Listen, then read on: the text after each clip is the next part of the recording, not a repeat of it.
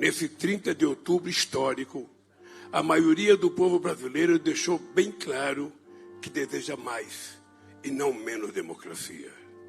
Deseja mais e não menos inclusão social e oportunidade para todos. Deseja mais e não menos respeito e entendimento entre os brasileiros. Em suma, deseja mais y no menos libertad, igualdad, fraternidad en nuestro país. Fue presidente por 8 años. Se marchó con un elevado índice de popularidad. Estuvo preso por corrupción. Al lograr su condena y este domingo, a los 77 años, Luis Ignacio Lula da Silva confirmó su resolución política.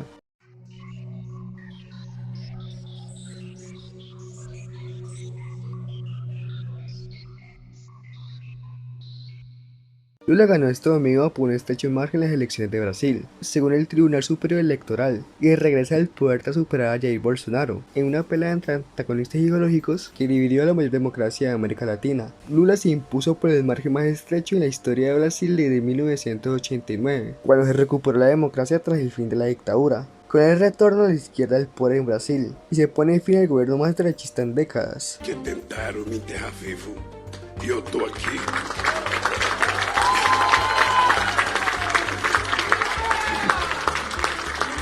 Estou aqui para governar esse país. Dijo en el discurso de celebración Lula que será investido presidente el 1 de enero de 2023. Con más del 99% del escrutinio, Lula sumó el 50,9% de los votos por el 49,1% de Bolsonaro, el primer presidente que no logra la reelección desde que se aprobó la posibilidad de segundo mandato en 1997. El tribunal consideró ganadora a Lula cuando la elección quedó matemáticamente definida. Pasada las horas desde que se confirmó el triunfo de Lula, Bolsonaro guardó un temible silencio. Durante la campaña se puso en duda si se planearía una derrota, pero algunos de sus aliados descartaron este domingo que el presidente no reconozca los resultados. Quiero empezar por agradecer a los 58 millones de brasileños que han votado en mí el último día 30 de octubre. Los actuales movimientos populares son fruto de la indignación y sentimiento de injusticia de cómo ha ido el proceso electoral. Las manifestaciones pacíficas serán siempre bienvenidas, pero nuestros métodos no pueden ser los de la izquierda, que siempre han perjudicado a la población, con la destrucción de patrimonio y limitación del derecho de ir y venir. Necesitamos libertad en nuestro país, nuestra robusta representación, nuestra fuerza y nuestros valores, Deus, patria, familia y libertad.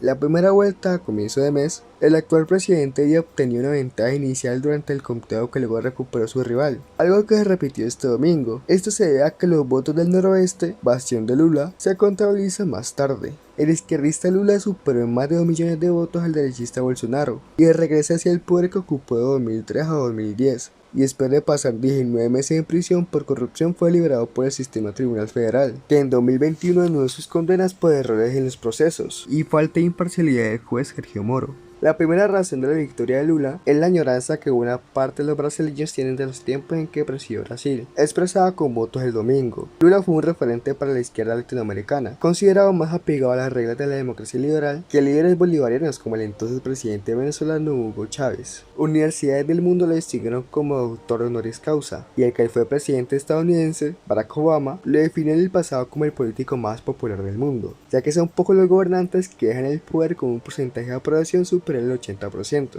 y Lula es uno de ellos. Lula superó las dudas que genera el pasado de corrupción que rigió sus años de gobierno, los cuales, sin embargo, son recordados por muchos con nostalgia por las buenas cifras económicas y las políticas sociales que puso en marcha. En los 2 mandatos consecutivos de Lula, el país tuvo un boom económico, con altos precios de las materias primas que produce. Más de 30 millones de personas ascendieron a la clase media con programas sociales del gobierno. Eso contrasta con la crisis económica que Brasil vivió en los años recientes, cuando millones de brasileños cayeron en la pobreza y la miseria. La situación social se agravó con la pandemia de coronavirus, que Bolsonaro calificó de gripecita y que mató a casi 700.000 brasileños. No meu caso particular, pelo meu histórico de atleta, caso fosse contaminado pelo vírus, não precisaria me preocupar. Nada sentiria ou seria, quando muito, acometido de uma gripezinha ou resfriadinho, como bem disse aquele conhecido médico daquela conhecida televisão. Nossa vida tem que continuar. Os empregos devem ser mantidos. Ni el tibio crecimiento de la economía brasileña en los últimos meses, ni las ayudas financieras que distribuyó el gobierno en plena campaña pudieron borrar la nostalgia por el gobierno de Lula.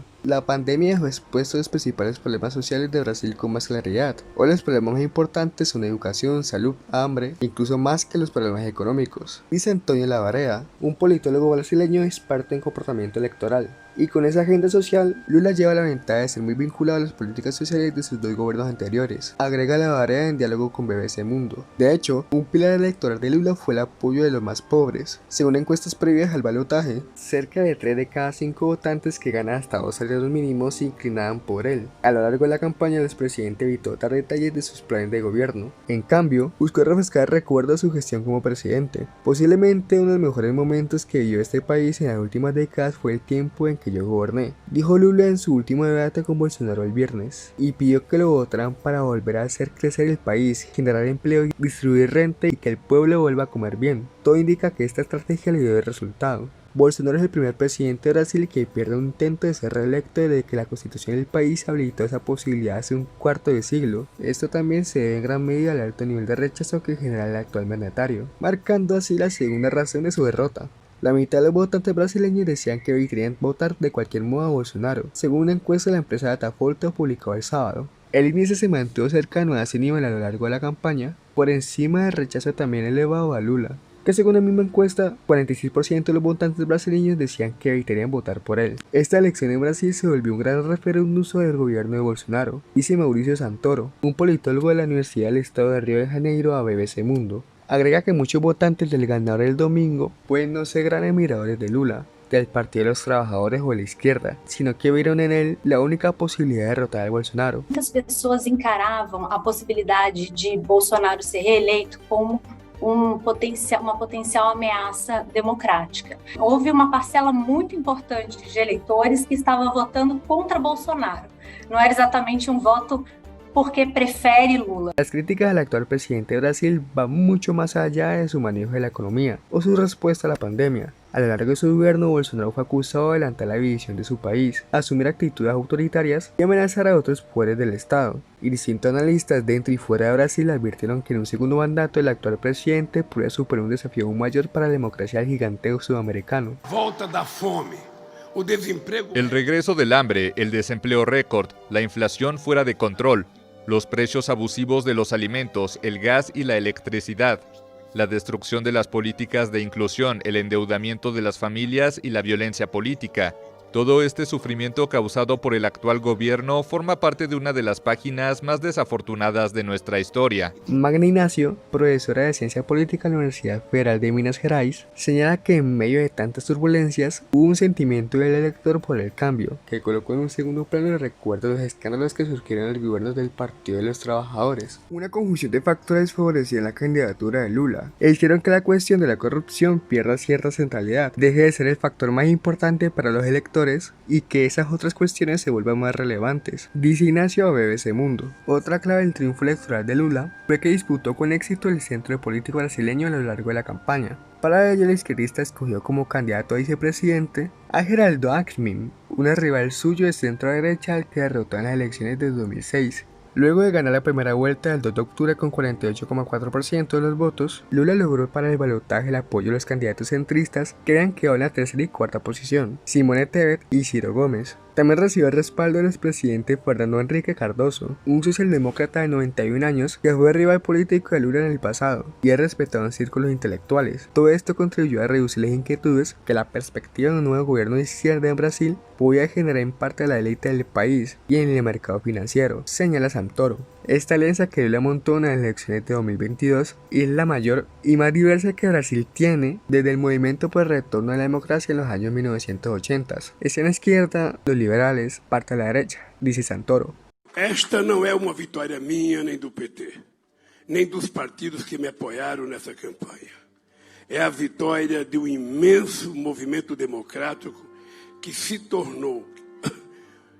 formou acima dos partidos políticos, dos interesses pessoais, das ideologias, para que a democracia saísse vencedora.